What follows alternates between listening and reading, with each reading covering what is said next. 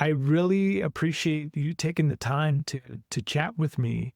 It's funny, I reach out to a lot of people on LinkedIn and you quickly responded to my request. So I want to thank you because I send a lot and it seems like I'm trying to sell something, but I'm not. I just want to learn from people like you and other guests that are able to come on the show because I think there's a lot of value in your story, and everybody's story is unique. With that being said, Eunice, can you give a quick background for the audience? Absolutely. And I appreciate you having me on. Thank you so much.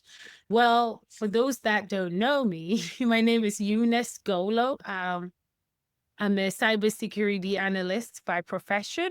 Been in the field close to a decade now. It was not the field that I originally thought will be my career. And now I love it. And it's something I'm going to do for a long time. But originally, I was into medicine, wanted to go to medical school, which I got into medical school. It's just that it was very expensive and I couldn't afford it. My parents couldn't afford it. And so I had to come up with a plan B. So I was going to go to nursing school and then maybe after nursing, get, a job and then be able to pay for my medical school. But in the course of that, a friend introduced me to cybersecurity. And the desperation of wanting to find something just to make money and then be able to, achieve my goal to becoming a doctor, I said, okay, let me, take interest in this. So they recommended a couple of courses I could take. And the more I got into researching it, the more I was very intrigued by it. And it constantly was changing because technology is always changing. And I was quite fascinated by, cybersecurity is really broad. But for me, I started with the compliance portion of it. And I loved it. After taking those courses, I noticed I could get a job. I started getting interested in certifications. When I landed my first job, I said, you know what? I started reconsidering my medical dreams. And I realized, you know what? I actually do love this field. It's not bad. It's a different area, different field altogether that excited me. So for starters, I was actually been thinking of still being the medical field, but something relating to cyber. So, medical technology, something of that sort. But I realized, no, my interest really shifted. I've held a couple of positions from ISO to privacy work to assessment, you name it. I've done a little bit of everything within the information technology. I'm currently pursuing my doctoral degree in cybersecurity at Marymount University. I want to do business with the government. I want to do cyber work. Anything cyber excites me. And currently with AI and everything, constantly having to challenge myself and keep up with the trends and everything that's going. So yeah, that's a little bit about myself. I appreciate that background, Eunice. Just go into a little bit more specifics of your background. So, one comment is how you started in the medical field, right? Or at least to be a medical profession. But then understanding that one, it's expensive to be a doctor. And two, at the end of the day, you have to, all of us have to make money, right? We have to find a job, we have to pay our bills, we have responsibilities. And sometimes I wish I was back being a little kid because we didn't have to worry about that, right? But so with your, initial interest into the medical field, was that based on family? Was that based on friends or just something that you discovered on your own? It's something I discovered on my own. And I thank God for my parents because they really, when we were growing up, they allow you to explore when it comes to what it is you're good at. So they didn't impose on you that you had to be this or you had to be that, right? They gave you the opportunity to see what you liked and then venture into it. So it was something I discovered for myself that, hey, I really like medicine. I like things with, the sciences. I'm always intrigued by things. And so they encouraged it. And so it didn't become strange to them when I switched, completely to cyber. They're like, oh, there we go. That's the risk, the risk taker. We know you would do something like that, right? And so they were very accommodating. Even when I switched, they're like, oh, wow, tell us more about that.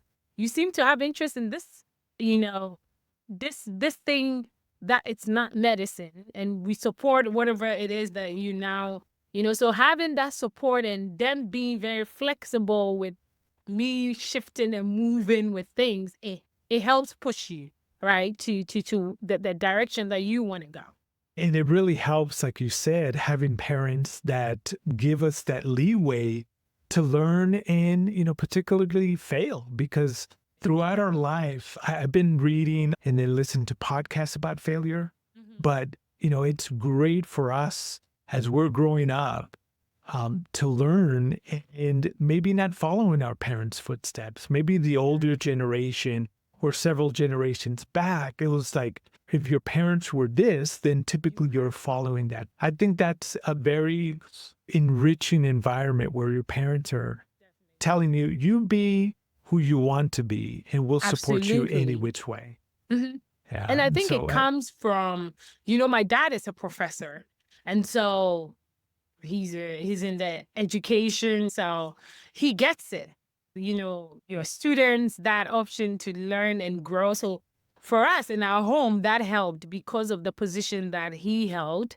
In a typical African home, you wouldn't find that, right? But because he had to relocate to the US to study and had been exposed to the Western world of study and how open-minded and how it made it easier in how he raised us, because he's had that firsthand experience of giving people that leeway. And so it truly helped us growing up and really adapting and finding our path as far as careers are concerned. so now walk me through, I guess, your mindset. So you realize the medical field is super expensive, and you Yes. had a friend that said, hey, you need to get into cybersecurity. So this was roughly about 10 years ago. Is that Yes, we're looking a fair? about sometime around 2014, 2013, thereabout.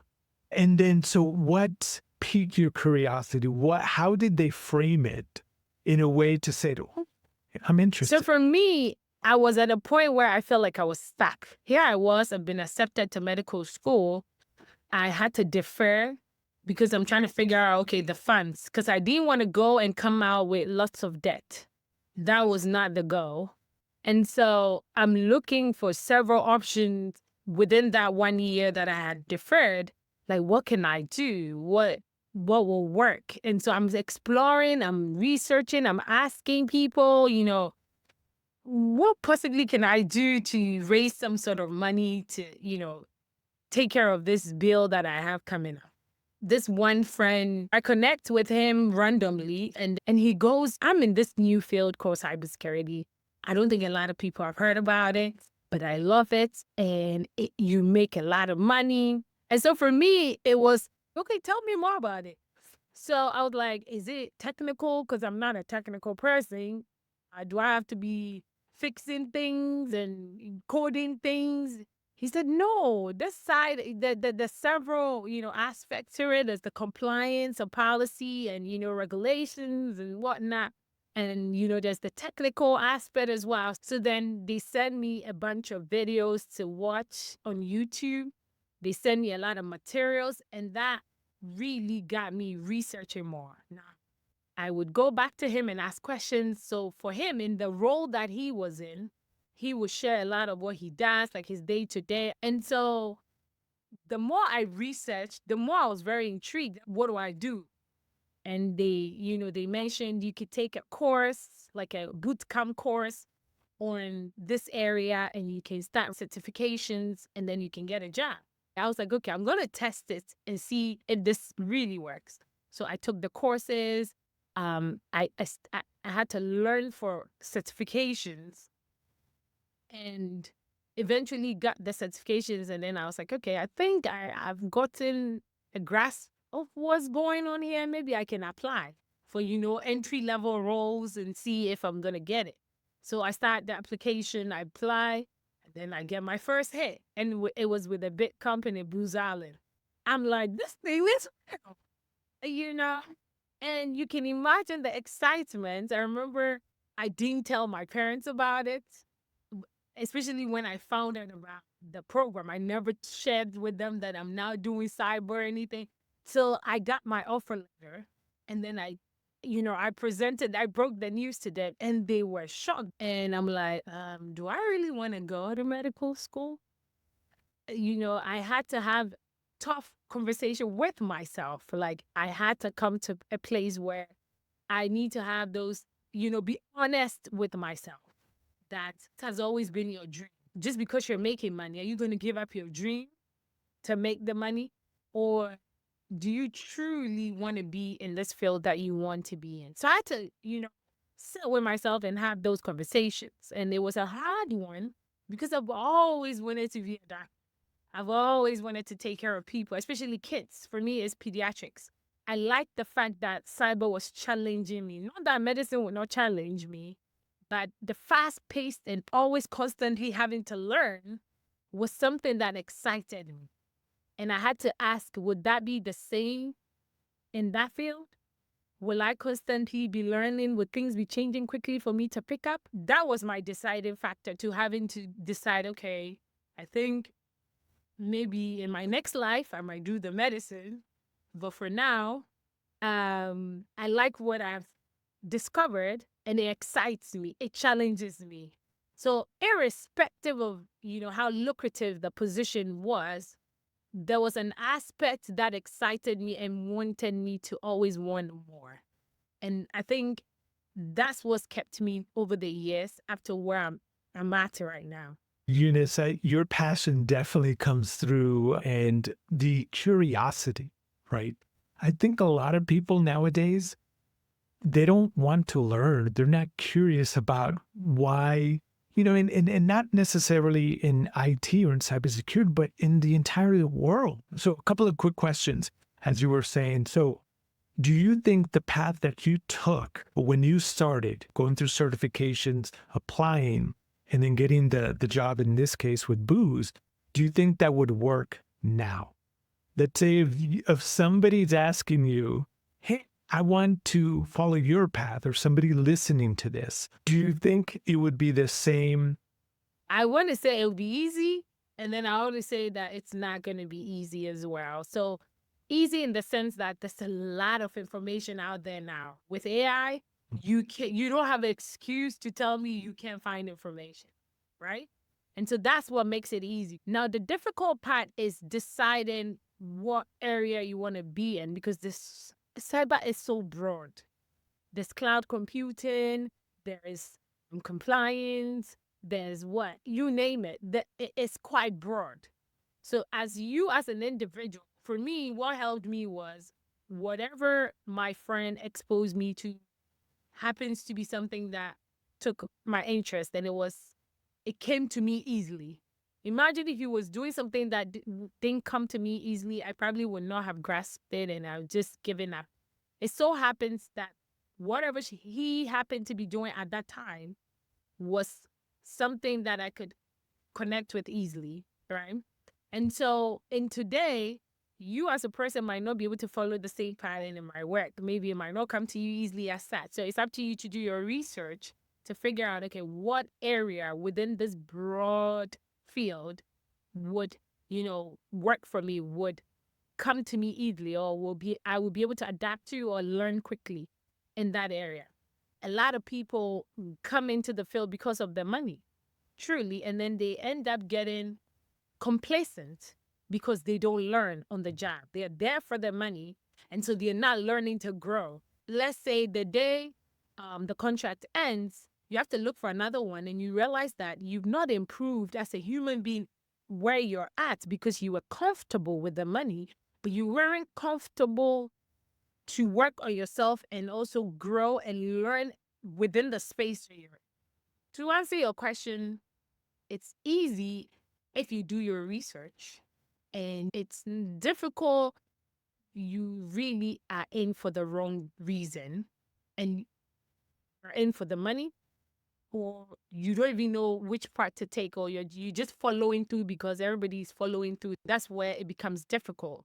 Be honest with yourself and know what will work for you. I appreciate your insight, Eunice. I don't want to go off on a tangent, but a lot of people see influencers in social media, to include LinkedIn, that how much money cybersecurity professionals get.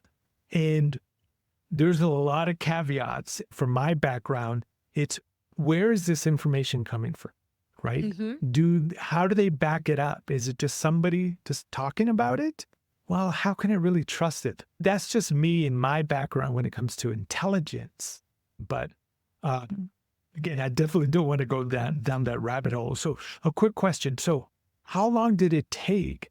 So your friend, the first time they talked to you about, hey, cybersecurity, it's a real big thing, to the point where you got that acceptance letter from Booz. What was that time frame? It took about, I'll say about 9 months, because I was driven. I'm talking about, I moved from the state I was in without my parents knowing that I had moved, and I didn't have a job. So I had finished the course. I was studying. I was still researching. I was, out there trying to figure out how to make it work, started applying. And I was told that, most of the jobs are really around the DMV area. So I lived in the Midwest Ohio, and hardly would you find those kinds of job there. I mean, they have it there, but it's not as prevalent like it is here. So I moved to the DMV area without anybody knowing, because I think when I'm really into something, I just keep to myself till it blows. I don't like to share or have somebody come mess it up for me or discourage me. So I always will incubate it till I know that, okay, now we got that. So I moved here, and the same friend was the one I came and kind of, helped me to move and got me a place here. And I didn't have a job, but I had moved. Interesting. Because I was moving knowing that I must get a job at all costs. So I think that drive and that determination and that consistency and me wanting to get it so bad was what drew me. I didn't waste time. It was interviews upon interviews. I mean, today, because of COVID, now we have interviews via Zoom and whatnot. At that time, you had to go in person and meet with a whole panel for interviews. And I would go one at a time. And what happened was I ended up meeting another person who was also trying to get into cyber. So we became like studying buddies. And so we would feed off of each other. We would study. It was like we were all in the same boat. But for her, she was working. I wasn't working. So for me, it was, I'm relying on my savings at this point, and it's running out. So I need a job ASAP.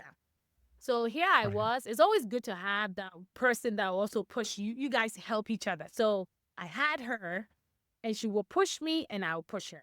So we would go to interviews, come back, talk about how the interviews went, what we could have done better. Next time these questions are asked, and what we will answer. And there was some of the job descriptions we don't think I'll be able to make it. And then she would encourage me. She's like, go, you never know, just go. And I will go, and the interview just turns into a conversation. And they don't even ask me anything about the job, And so we had that support system. And then eventually I got 2 jobs, and I had to pick. First, the problem was to get 1. Now I get 2, and I have another problem. Now I have to choose from the 2. Which one I'm going with?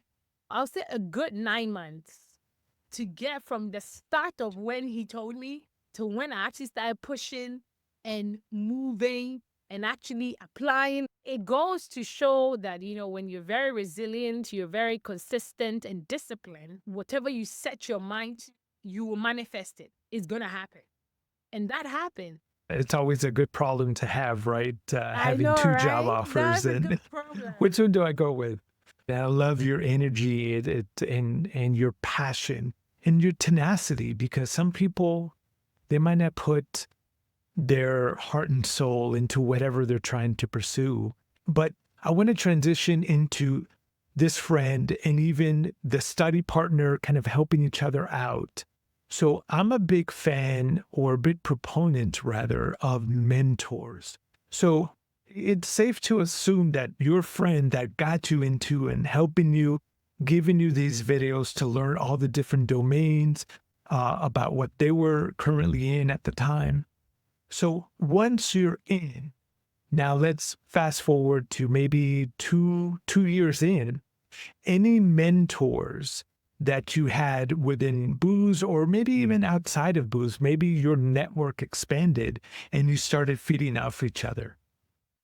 Because after I got in myself, if you ignored your medical school, you better make sure treat it as you would have treated it if you were going to medical school. So my network, increased. So I began to find people who had been in the field longer than I was. So I was always curious in keeping those contacts. How did you find them initially, Eunice? Some I found at work, others I was connected to by colleagues.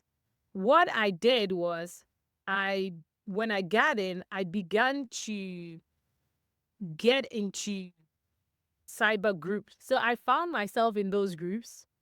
And then in those groups, they would have like seminars, they would have discussions at some point to discuss things. And I was really involved in it because I'm always wanted to hear from what people are doing and what they're, encountering and how they're getting through it.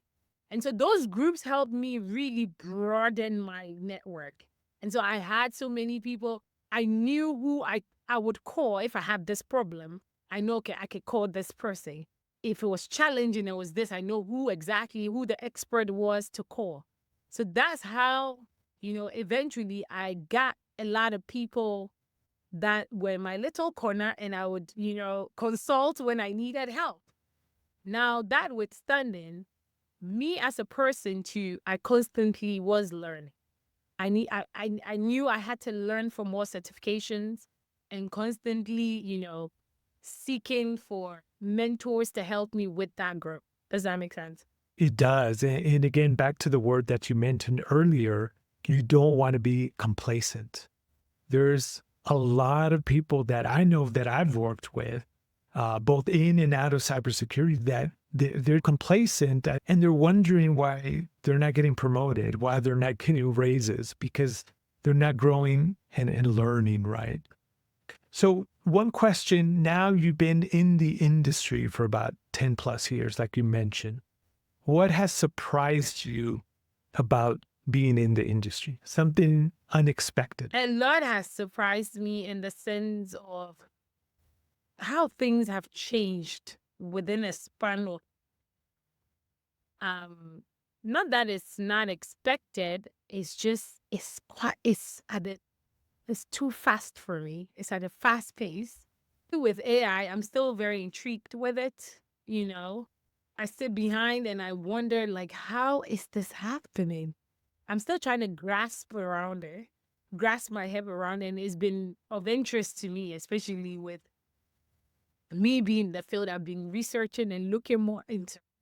And so, yeah, it does surprises me how things have just gone quickly like that. And so that, for starters, has surprised me because from the time we started, don't get me wrong, there was AI because we had it with different things, but it's been magnified now. I think the pandemic also surprised me with how things shifted with now us working from home and how we're able to now collaborate from, virtually.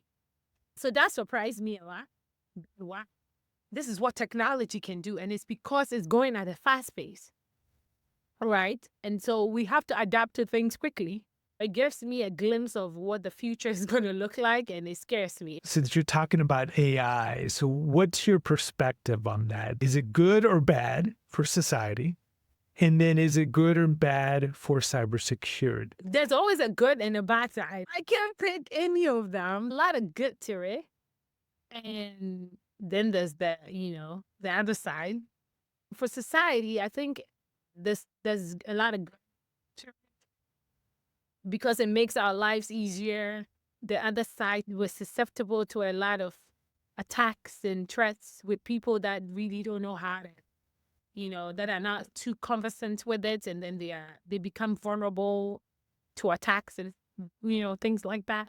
So there's always a good side and a bad side. But the good side is it makes life easier. I was having a conversation with my dad. I think going to college should take less than 3 years now. I mean, now they have all these GTP, and it literally will pull anything you ask it can pull it out, and you're wondering what is behind this thing, right? And they're able to come up with this in seconds. How can you not get through? So yeah, it has its good side and its bad side. When you come to cyber, again, there's the good side and the bad side. But with cyber, I'm still on the fence with, when it comes to cybersecurity, because I'm still trying to figure out AI in our space. It just scares me because what it can do scares me. I don't know. So does it scare you from a threat actor perspective, what the adversaries are going to do to our networks, or That's how we? both of them, how we use it, and then how the threat portion is much more greater. I feel like it will heighten it, right? Because they are also constantly learning. So that's where it puts me on the fence. Like, can we finish with what we have going before we bring another thing? Yeah. I think at the end of the day, there's no right or wrong answer, right? Absolutely. Yeah. It's always going to depend. Any new technology, the automobile, when it first was created, I know. there was a lot of pushback, and there was good, there was bad. And I think this is no different. But like you said, things are just changing so quick that it's really hard to keep up sometimes. So one other question I always get asked by people wanting to get into the profession: should I get a certification or should I go get my degree? And think of Eunice now versus how you got started. If somebody came up to you tomorrow, what would you tell them? Get a certification. Get lots of certifications you can get because it will get you the job. On the job, then you go get your degree. And that will set you apart, because with degrees, like I said, there are some of the jobs that just need high school diploma and a major certification to get started, right? And then once you're in, don't get complacent, don't get comfortable, go get your degree. And some of these companies will pay for your degree while you're in school. So why not take advantage of that? That's what I tell my mentees. People that come across me, I tell them do it that way. Let's talk about your entrepreneurship. So can you share, I think you mentioned that you want to do contract business with the federal government. Absolutely. Yeah, definitely. That's the ultimate goal, to, work with the government, contract with them. Having been a professional in the field, I have come to a point where I feel like I can be I can have my own consultancy where I contract with the government. And so I'm working towards that and making sure that I have my books together. I have everything in place to do. So it's been fun working for people, but I think it's time to work for myself, right? With this extensive knowledge that I have gotten from the field, that's the next step. That's the next goal. Hence why I'm doing everything to make me credible enough to do business with the government, right? And so that's why I'm going to school. I'm learning constantly, making sure that I have what the government needs and I'm able to provide them with what they need. I don't know for everyone, but if you're listening to me, you should strive to have your own. This fulfillment in knowing that this is your personal thing. This is something that you worked hard for.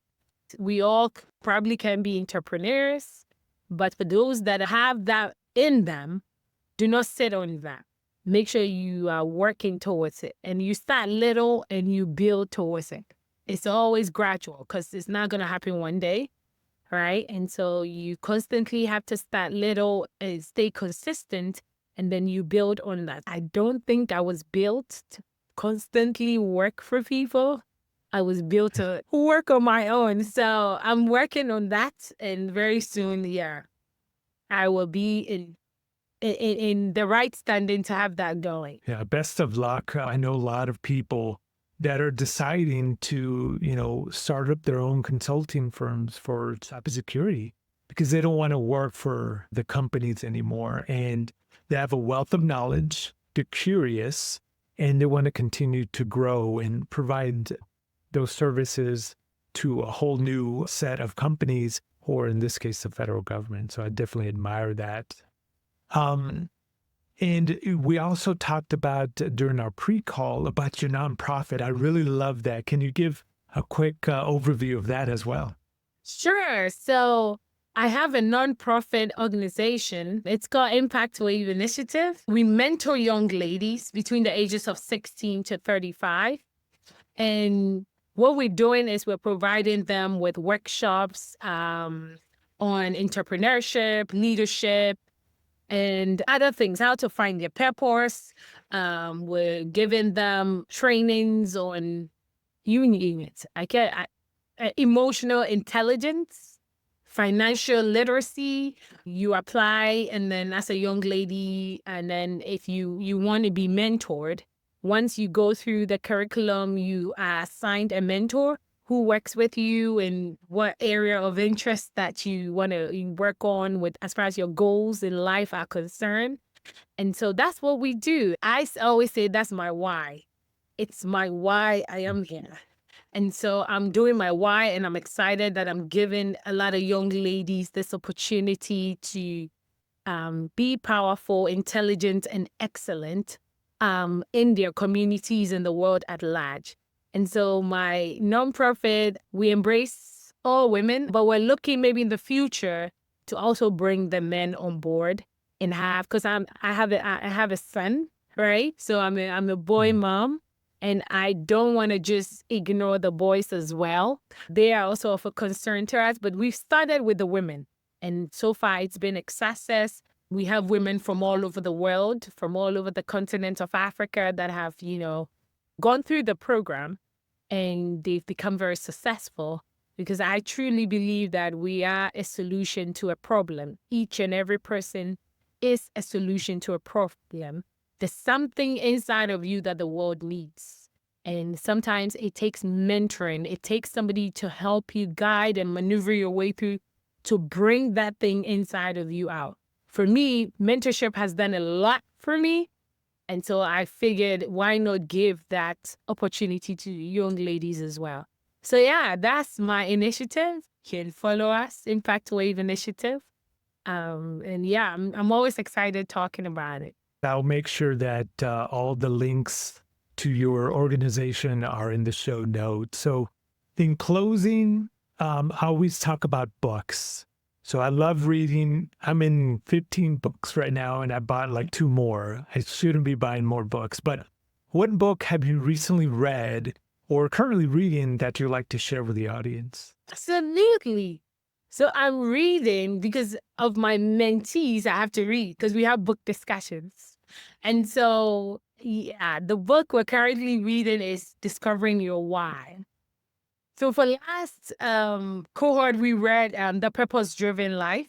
So we know what our purpose is, but how do we get to it? How do we discover? It's not a destination that you just get up and figure out your purpose, right? It's a journey that you have to take to get there. And for most people, they've not discovered their why. They've discovered their passion, thinking that's their purpose.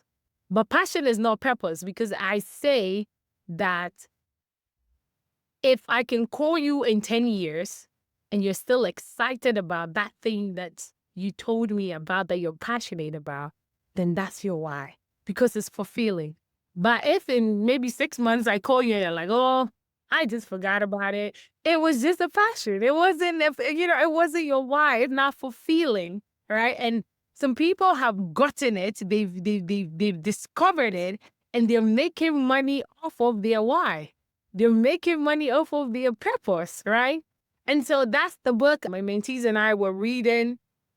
It's been amazing. We're reading how you need to have conversations, deeper conversations with yourself. The role of others, right? The role of others in helping you discover your why. So you need to have people that will tell you of yourself and don't care whether you're going to be offended, whether you're going to take it personal, because they're going to tell you the truth. And through that, you're able to find out, things about yourself that you never knew you had. You also looking at patterns that have happened in your life. Do you start something and then you stop, you don't keep at it, and then you start another thing? All of these things we're reading in the book that they will help you, finally arrived at figuring out, okay, now this is what makes me fulfilled. I love that, Eunice. Again, I will make sure to put that in the show notes. I really love this conversation. So thank you for agreeing to be on this episode. And I'd love to get you back into the show, and I wish you all the best. Hopefully we'll be in contact soon. Absolutely. Thank you for having me. It was a pleasure. And I'm excited and also grateful that I actually responded to your LinkedIn message. I didn't know where I was going. I thought I was late in responding, but it so happens it was something great. And so thank you so much.